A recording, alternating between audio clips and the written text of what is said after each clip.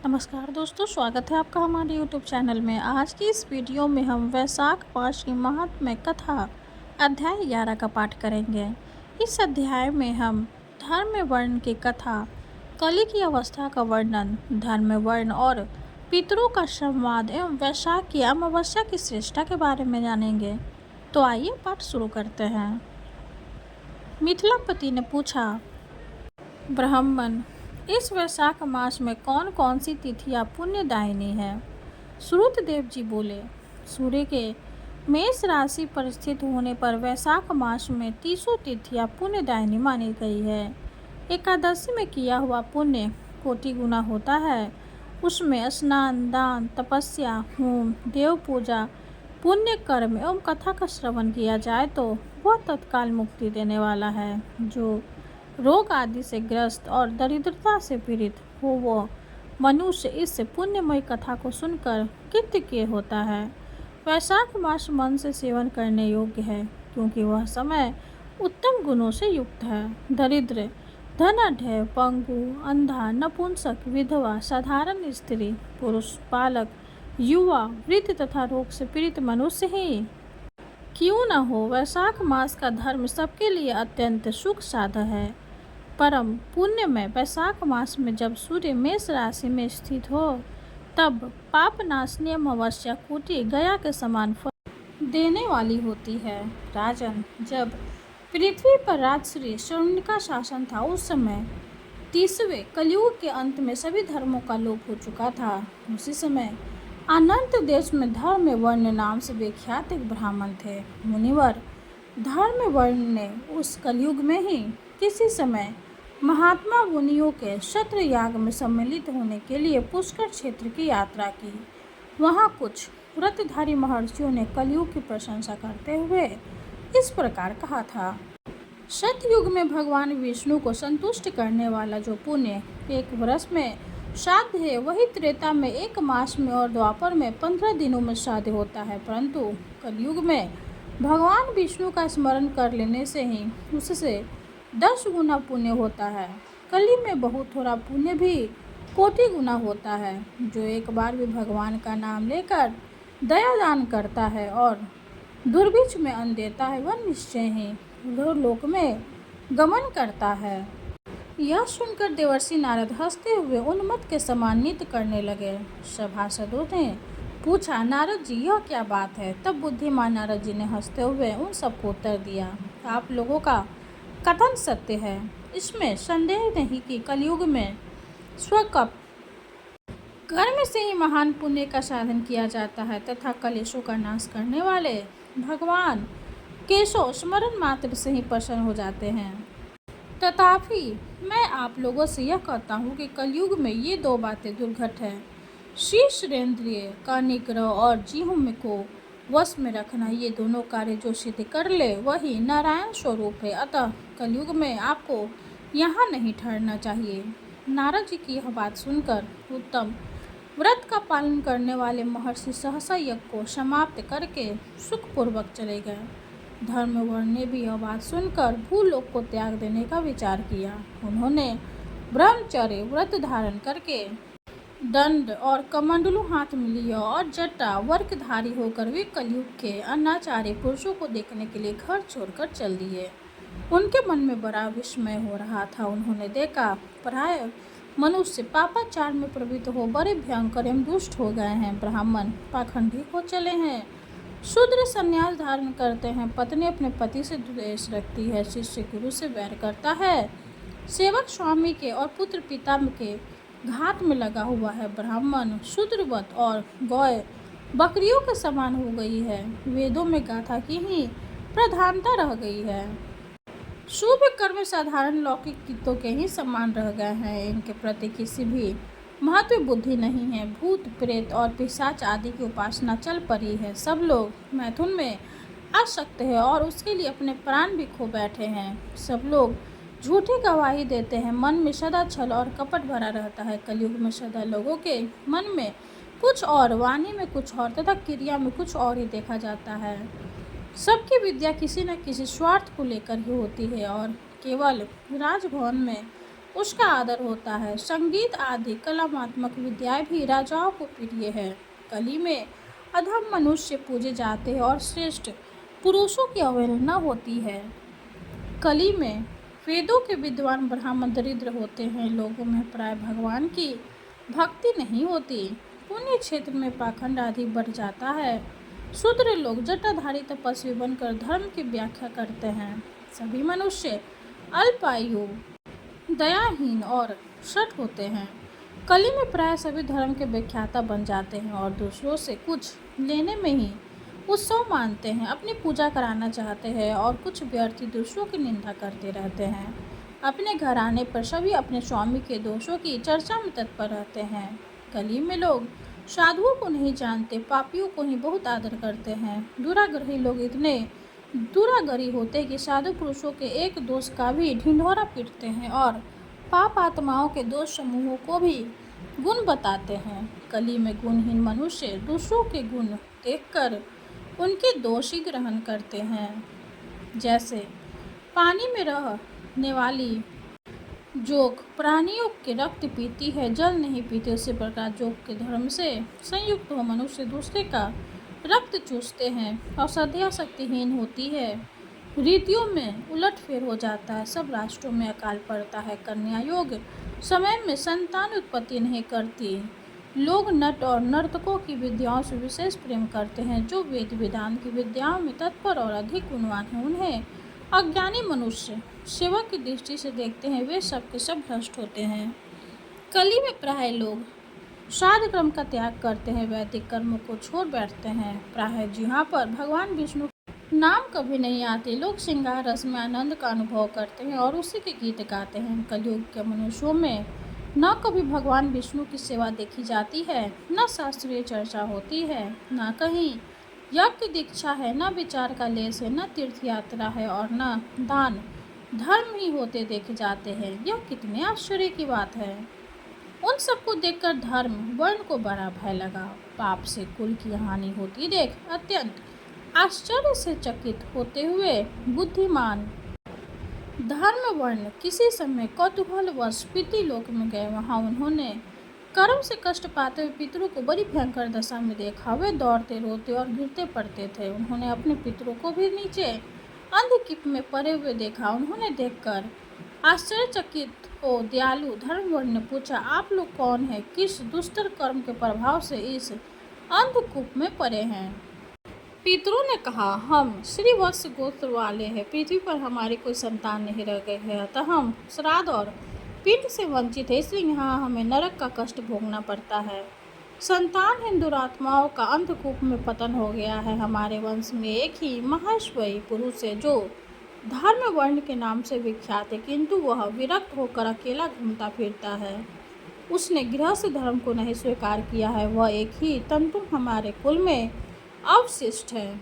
उसकी भी आयु क्षीण हो जाने पर हम लोग घोर अंधकूप में गिर पड़ेंगे, जहाँ से फिर निकलना कठिन हो जाएगा। इसलिए तुम पृथ्वी पर जाकर धर्म वर्ण को समझाओ। हम लोग दया के पात्र हैं। हमारे वचनों से उसको यह बताओ कि हमारे वंश रूपा दुर्वा को काल रूपी चूहा प्रतिदिन खा रहा है। क्रम से सारे वंश का नाश हो गया है, एक तुम ही बचे हो। जब तुम भी मर जाओगे तब संतान परंपरा न होने के कारण तुम्हें भी अंधकूप में गिरना पड़ेगा। इसलिए गृहस्थ धर्म को स्वीकार करके संतान की वृद्धि करो। इससे हमारी और तुम्हारी दोनों की ऊर्ध्वगति होगी। यदि एक भी पुत्र वैशाख, माघ अथवा कार्तिक मास में हमारे उद्देश्य से स्नान, श्राद्ध और दान करेगा तो उससे हम लोगों की ऊर्ध्वगति होगी और नरक से उद्धार हो जाएगा। यदि एक पुत्र भी भगवान विष्णु का भक्त हो जाए, एक भी एकादशी का व्रत रहने लगे, अथवा यदि एक भी भगवान विष्णु की पापनाशक कथा श्रवण करे तो उसकी 100 बीती हुई पीढ़ियों का तथा 100 भावी पीढ़ियों का उद्धार होता है। वे पीढ़ियाँ पाप साबित होने पर भी नरक का दर्शन नहीं करती। दया और धर्म से रहित उन बहुत से पुत्रों के जन्म से क्या लाभ, जो कुल में उत्पन्न होकर सर्वव्यापी भगवान नारायण की पूजा नहीं करते। इस प्रकार प्रिय वचनों द्वारा धर्म वर्ण को समझाकर तुम उससे विरक्तिपूर्ण ब्रह्मचर्य आश्रम से गृहस्थ आश्रम में प्रवेश करने की सलाह दो। पितरों की यह बात सुनकर धर्मवर्ण अत्यंत विस्मित हुआ और हाथ जोड़कर बोला, मैं ही धर्मवर्ण का नाम से विख्यात आपके वंश का दुराग्रही बालक हूँ। यज्ञ में महात्मा नारद जी का यह वचन कि कलयुग में प्राय कोई भी रसनेन्द्रिया सुनकर और श्री निंदिया को दृढ़पूर्वक संयम में नहीं रखता, मैं दुर्जनों की संगति से भयभीत हो अब तक दूसरे दूसरे द्वीपों में घूमता रहा। इस कलयुग के 3 चरण बीत गए, अंतिम चरण में भी 3.5 भाग व्यतीत हो चुके हैं। मेरा जन्म व्यर्थ बीता है, क्योंकि जिस कुल में मैंने जन्म लिया उसमें माता पिता के ऋण को भी मैंने नहीं चुकाया। पृथ्वी के भारभूत उस शत्रु तुल्य पुत्र के उत्पन्न होने से क्या लाभ जो पैदा होकर भगवान विष्णु और देवताओं तथा पितरों की पूजा न करें। मैं आप लोगों की आज्ञा का पालन करूंगा। बताइए, पृथ्वी पर किस प्रकार मुझे कलयुग से और संसार से भी बाधा नहीं प्राप्त होगी। धर्मवर्ण की बात सुनकर पितरों के मन को कुछ आश्वासन मिला। वे बोले, बेटा तुम गृहस्थ आश्रम स्वीकार करके संतान उत्पत्ति के द्वारा हमारा उद्धार करो। जो भगवान विष्णु की कथा में अनुरक्त होते, निरंतर श्री हरि का स्मरण करते और सदाचार के पालन में तत्पर रहते हैं, उन्हें कलयुग बाधा नहीं पहुंचाता। मानद जिसके घर में शालिग्राम शिला अथवा महाभारत की पुस्तक हो, उसे भी कलयुग बाधा नहीं दे सकता। जो वैशाख मास के धर्मों का पालन करता, माघ स्नान में तत्पर होता और कार्तिक में दीप देता है, उसे भी कभी कली की बाधा नहीं प्राप्त होती। जो प्रतिदिन भगवान विष्णु की पापनाशक एवं मोक्षदायिनी दिव्य कथा सुनता है, जिसके घर में बलि वैष्णदेव होता है, शुभ कार्य में तुलसी स्थित होती है तथा जिसके आंगन में उत्तम गौ रहती है, उसे भी कलयुग बाधा नहीं देता। तो इस पापात्मक युग में भी तुम्हें कोई भय नहीं है। बेटा शीघ्र पृथ्वी पर जाओ। इस समय वैशाख मास चल रहा है, यह सबका उपकार करने वाला मास है। सूर्य के मेष राशि में स्थित होने पर 300 तिथियां पुण्यानी मानी गई है। एक एक तिथि में किया हुआ पुण्य कोटि कोटि गुना अधिक होता है। उनमें भी जो वैशाख की अमावस्या तिथि है, वह मनुष्य को मोक्ष देने वाली है। देवताओं और पितरों को वह बहुत प्रिय है, शीघ्र ही मोक्ष की प्राप्ति कराने वाली है। जो उस दिन पितरों के उद्देश्य से श्राद्ध करते और जल से भरा हुआ घड़ा एवं पिंड देते हैं, उन्हें अक्षय फल की प्राप्ति होती है। अतः महामते, तुम शीघ्र जाओ और जब अमावस्या हो तब कुंभ सहित श्राद्ध एवं पिंडदान करो। सबका उपकार करने के लिए गृहस्थ धर्म का आश्रय लो। धर्म, अर्थ और काम से संतुष्ट हो। उत्तम संतान पाकर भी मनोवृत्ति से रहते हुए सुखपूर्वक दीपांतरों में विचरण करो। पितरों के इस प्रकार आदेश देने पर धर्मवर्ण मुनि शीघ्रतापूर्वक भूलोक में गए। वहाँ मेष राशि में सूर्य के स्थित रहते हुए वैशाख मास में प्रातःकाल स्नान करके देवताओं, ऋषियों तथा पितरों का तर्पण किया। फिर कुंभदान सहित पाप विनाशक श्राद्ध करके उसके द्वारा पितरों को पुनरावृत्ति रहित मुक्ति प्रदान की। तत्पश्चात उन्होंने स्वयं विवाह करके उत्तम संतान को जन्म दिया और लोक में उस पापनाशी अमावस्या तिथि को प्रसिद्ध किया। तदंतर वे भक्तिपूर्वक भगवान की आराधना करने के लिए हर्ष के साथ गंधमादन पर्वत पर चले गए। इसलिए वैशाख मास की यह अमावस्या तिथि परम पवित्र मानी गई है। इस प्रकार वैशाख मास की अध्याय 11 कथा संपूर्ण हुआ। जय जय श्री हरि। अब हम श्री हरि की आरती करेंगे। ओम जय जगदीश हरे, स्वामी जय जगदीश हरे। भक्ति जनों के संकट जन में दूर करे। ओम जय जगदीश हरे। जो ध्यावे फल पावे, दुख बिन से मन का। सुख शांति घर आवे, सुख शांति घर आवे। कष्ट मिटे तन का। ओम जय जगदीश हरे। माते पिता तुम मेरे, शरण गहूँ में किसकी। स्वामी शरण गहूँ में किसकी। तुम्हें बिने और न दूजा, तुम्हें बिने और न दूजा। आस करूं जिसकी। ओम जय जगदीश हरे। तुम पूर्ण परमात्मा, तुम अंतर्यामी। स्वामी तुम अंतर्यामी। पारे ब्रह्म परमेश्वर, पारे ब्रह्म परमेश्वर तुम सबके स्वामी।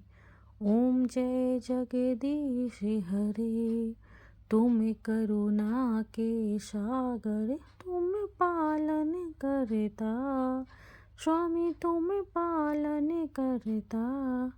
मैं मूरख खल कामी, मैं मूरख खल कामी, कृपा करो भरता। ओम जय जगदीश हरे, तुम हो एक अगोचर, सबके प्राणपति स्वामी, सबके प्राणपति। किस विधि मिलूं दया में, किस विधि मिलूं दया में, तुमको मैं कुमति। ओम जय जगदीश हरे, दीन बंधु दुख हरता तुम ठाकुर मेरे स्वामी, तुम ठाकुर मेरे।